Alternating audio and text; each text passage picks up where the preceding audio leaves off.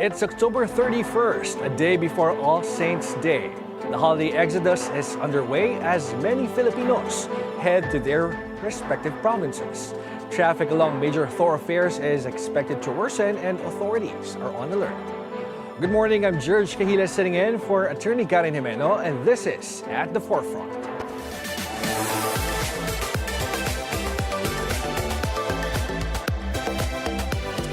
If you're heading out to the provinces, this show is for you. We'll be speaking to authorities to find out how you can travel safely and efficiently during the All Saints' Day and All Souls' Day break.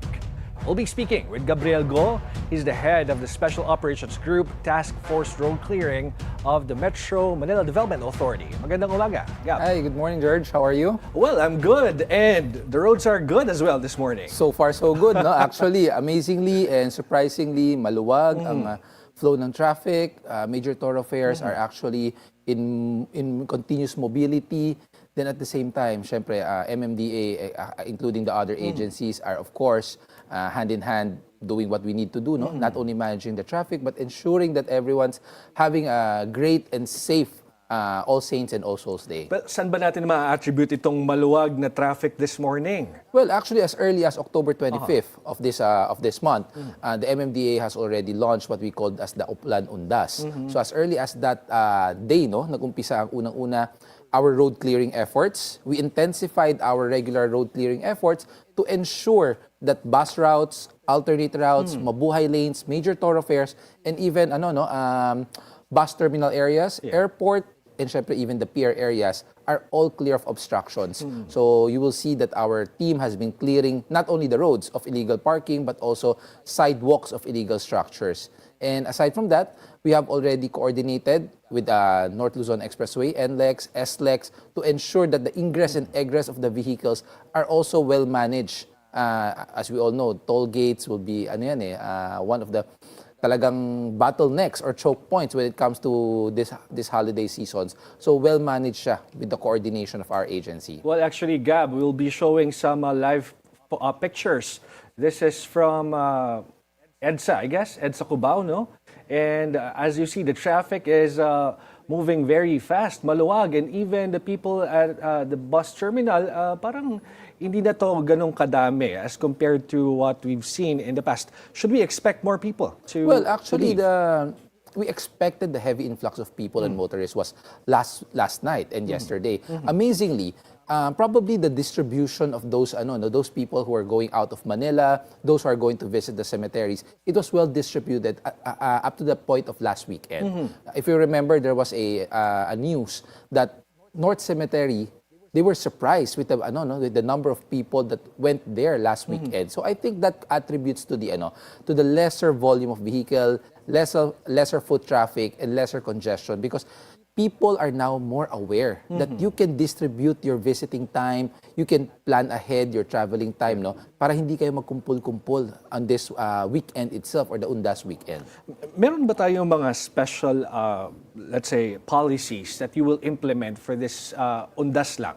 Yung MMDA? Well, as we implemented the Undas, Oplan Undas 2025, one of the management procedures that we did, of course, headed by our chairman, Atty. Don Artes, was the deployment of our personnel. Up to 2,400 personnel are deployed all throughout Metro Manila. And they are not just there to manage the traffic, but also to help our commuters. So if you've seen on the video a while ago, we have personnel deployed sa mga bus terminals.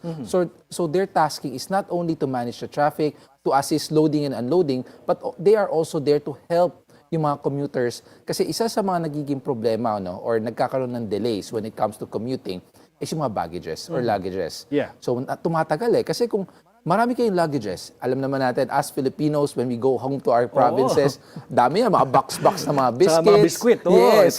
So tumatagal pag naglo-load and unload. So nandoon yung mga personnels natin to help them also to to porter their luggages. All right. So, syempre, ang D-Day natin starting today, tomorrow, and Sunday. Correct. So, kamusta yung coordination with local government units here in Metro Manila, especially those with big cemeteries? Well, since last week, we've been doing coordination meetings with them. As we all know, or if the people have seen, yung mga kababayan natin, this time around, naka-deploy tayo even sa cemetery areas. Inside? Within and outside of the Okay. cemetery area. So yung ingress-egress na mga pupunta sa cementerio, not only the traffic is managed properly, alternate routes, alternate parking, so naka-manage yan in collaboration and coordination with the LGU or the local traffic unit po nila.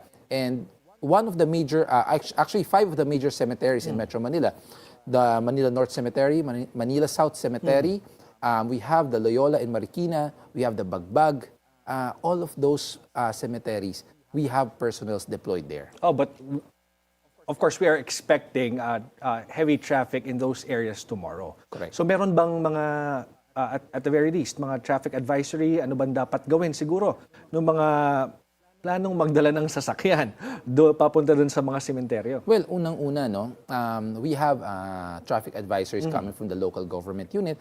So there are certain LGUs who came out with a alternate rerouting plans for those who wishes to go to the cemeteries. And aside from that, ang personnel naman natin, no, with the MMDA, naka no absent, no day off policy tayo. So full blast lahat ng personnel natin, not only traffic management, not only to help the motorists or the commuters, but also even the clean-up drive. Andyan ang Metro Parkways Clearing Group natin who will also help maintain yung mga areas ng cemeteries. And aside from that, yung mga pupunta, no, tomorrow, ano yan, naka-full blast. Not only MMDA, not only LGU, but also PNP is with us, helping us to assist, not only to ensure mobility, but also to ensure the safety ng ating mga kababayan. Today, wala namang suspension ng number coding, di ba? Well, actually, suspended ang number coding natin. Okay, until because when? today is holiday. Yeah, oo nga, no? Oo. So it's a holiday, kaya suspended ang number coding. Pag Yes. weekend naman, it's free for all. So we expect a lot of vehicles na pwedeng bumiyahe. Kaya lang, Correct. ano bang mapapayo nyo doon sa mga motorista natin? Because we know nga na baka magkaroon ng maraming traffic jam in the vicinity of cemeteries. What can you tell them? Well, siguro one thing that we want to, kumbaga yung payo na lang natin. Normal kasi sa atin yan eh. A family who wishes to go to the cemetery, pwede naman sila magsama-sama. But yung iba, ang pinipili nila, they choose to use separate cars eh. Yes. So why not consider carpooling? Yes. Magsama-sama kayo, spend time with the family in the car, going to the cemetery. And aside from that, makakatulong din tayo to lessen yung traffic jam. Why? Because if we have like 5 packs of people using 3 cars, you'll be taking up 3 spots or 3 slots in the parking. So, Exactly. isa yan sa nagiging problema natin. Bakit nagkakaroon ng traffic jam? It's because kulang sa parking spaces. So, I think that's one thing that we want to remind the public also, na as much as possible, if we can do carpooling, why not, di ba? Actually, you'll enjoy it even more kasi you'll be spending time with the family. Papunta pa lang kayo doon, di ba? Unless naka-cellphone silang lahat. which I think, no, yun din nga mangyayari. But that's one thing that we're looking into, yung dami ng sasakyan eh. The volume of vehicle attributes to the traffic jam. All right. Gab, we're taking a short break. You're at the forefront.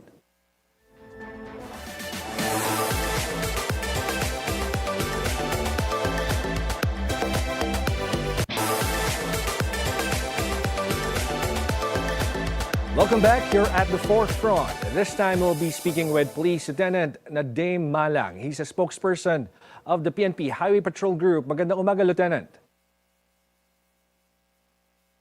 Hi, Lieutenant. Magandang umaga. Good morning. Okay, siguro babalikan muna ulit natin si Lieutenant.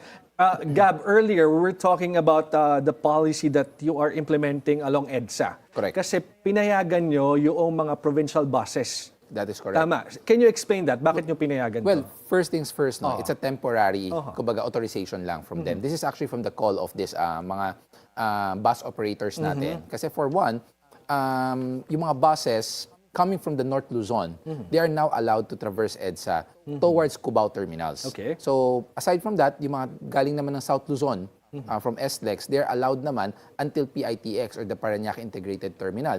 The reason behind is because para mas mabilis yung turnaround ng mga biyahe. Kasi if they're gonna take their original route and they're not allowed to take EDSA, hahaba yung travel time eh. Okay. So this is one way of our agencies, part of our service to the people, lalo na yung commuters natin this coming Undas, na mas mapabilis ang kanilang turnaround of travel time. You said it's temporary. So Yes. hanggang kailan to? This it started last night at 10 p.m. in the Okay. evening, which will last until November 3 of 5 a.m. in the morning only. Okay, so hindi na aabutan yung rush hour ng Monday. That is correct. So hindi na sila pwede Hindi along na sila EDSA. pwede, opo. Anong gagawin kapag nahuli nyo nahuli nyo nasa EDSA pa rin itong mga provincial buses na to? Well, probably mahuhuli sila at matitikitan. But then again, no, the reason behind this is, as I said, no, to make a faster turnaround time for those who wishes to travel out of Manila and also to travel back to Manila. Oo, kasi we expect na by Monday or Sunday night, baka sobrang dami na. That is Should we correct. expect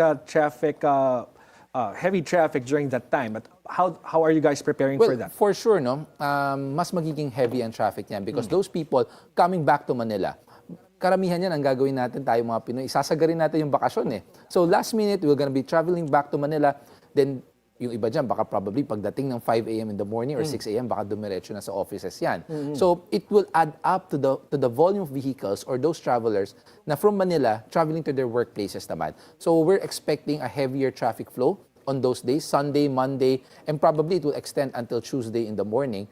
So definitely our enforcers, our traffic discipline office will be managing our thoroughfares. And aside from that, tutulong pa rin tayo in every means that we are capable of, especially sa mga terminals po natin, to help those people, again, coming back to Manila, na mas mapabilis. Kasi, as I said, no, tumatagal tayo because of the queuing, luggages, paghintay ng mga sundo, or even paghintay ng mga other modes of transportation such as TNVS. Kasi iba dyan, coming from the province, pagdating ng bus terminals, they wish to use TNVS to go home. tama. So we will It's definitely faster. manage those. Now, we are, I just want to ask as well, kasi you mentioned about basura earlier. And tons of garbage were collected in the past years sa mga sementeryo and nearby areas. How do you manage that volume of trash? Well, for one, unang-una, our trashes, yung mga basura natin, when we go to like this cemeteries, dapat yan, meron tayong tinatawag na clean as you go. Whatever you bring there, you have to bring it home para kayo rin na magtapon. But then again, meron pa rin mga naiiwan, di ba? So, andyan ang ating Metro Parkways Clearing Group, andyan ang LGUs to help ensure the cleanliness. And also, syempre, mga cemeteries yan eh. Actually, it's considering it's a sacred place for yung mga yumao nating kamag-anak. So, we have to ensure that it's clean. And I think one of the biggest contributing factor na malilesen siya this time around, unang-una, especially in Manila North Cemetery, pinagbawal ang mga overnight. So I think that will lessen also the trashes, yung mga garbages, and aside from that, safety. Kasi alam naman natin, once na nag-overnight, may mga ibang mga nangyayari niyan eh. Probably yung inuman, yung mga ganon. But that is one thing na pinagbabawal din.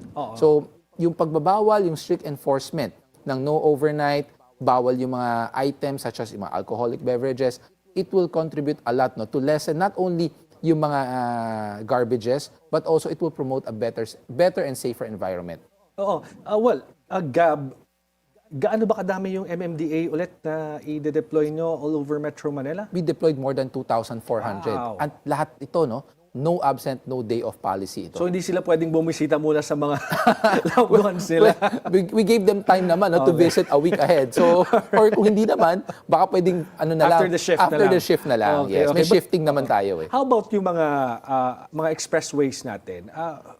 May deployment din ba kayo doon? Yes, meron tayo. EDSA, Quezon Avenue, C5, lahat ng major highways within Metro Manila, may nakadeploy tayo. And yung mga egress areas coming from North Luzon Expressway, coming from South Luzon Expressway, which is like Macapagal, Coastal, in the north naman, A. Bonifacio, Balintawak, meron tayong mga nakadeploy. But not sa SLEX, NLEX? No, it's beyond our jurisdiction. HPG dapat na yun, Yes, saka yung management ng NLEX and SLEX. Alright. Actually, Gerg, as of the moment, we're speaking, ang isang team natin is doing clearing operations sa mga mabuhay lanes and sa mga bus routes natin. So, those who are thinking na since it's a holiday, pwede nyo nang paradahan yung mga areas na crucial or critical for a better traffic flow.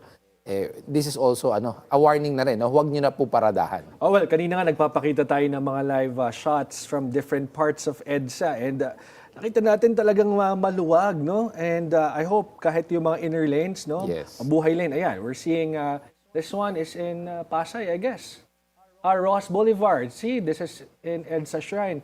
Ang daling magbiyahe ngayong umaga. So Correct. if they plan to leave Metro Manila, I think this is a perfect time for them to leave Metro Manila. So again, Gab, ano bang mapapayo nyo sa mga pumasok pa sa trabaho this kahit na holiday ngayon at mga nag-overtime pa, double pay siguro. What can you tell them? Well, for one, enjoy the better flow of traffic na malinis, maluwag, but then again, probably yung iba dyan hahabol pa yan eh. After work, yung iba dyan half day for today, then after babiyahe sila. So isa sa mga payo namin, especially sa mga motorista, not only this Undas, but this upcoming Christmas season as well, na yung mga babiyahe, please ensure, unang-una, yung mga sasakyan nyo ay what we call as roadworthy. Roadworthy meaning hindi tayo magkakaroon ng aberya. We're not hoping that any traffic accidents will happen or crashes, but you have to ensure na yung mga sasakyan nyo roadworthy. How? Ensure the fluids, the engine oil, the brake fluids are in top condition. Your tires are in roadworthy condition, hindi po yung mga pudpod. You have your spare tire, early warning devices, and syempre unang-una dito, George, is yung mental health, the emotional, and also physically. Dapat ang mga drivers natin are fit to do those long drives. Dapat nakapagpahinga sila ng matagal. Correct. At lalong-lalo na, hindi lang sa mga private vehicles ito.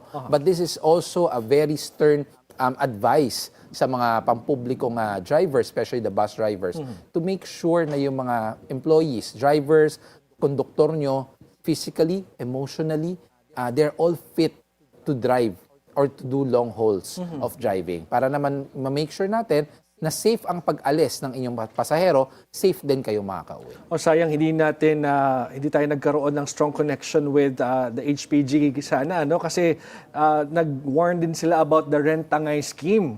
Ito naman yung, di ba, parang they want to rent a car, tapos hindi na isosole. That's correct. It's been happening matagal na, and I hope yung mga nagpaparenta ng sasakyan be more cautious about this at alamin nilang mabuti yung background nung... Well, actually, in fairness, the Highway Patrol Group in the leadership of Colonel Hansel Marantan,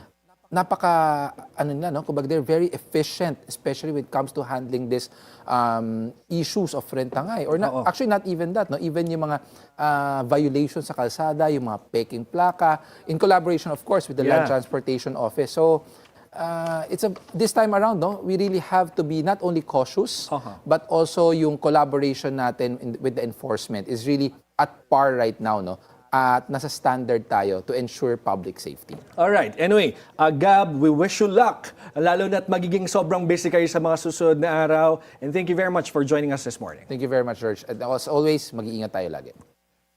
Filipinos we like to take advantage of holidays to get a break from the daily grind. And we hope you have a safe and stress-free travels this Undas break.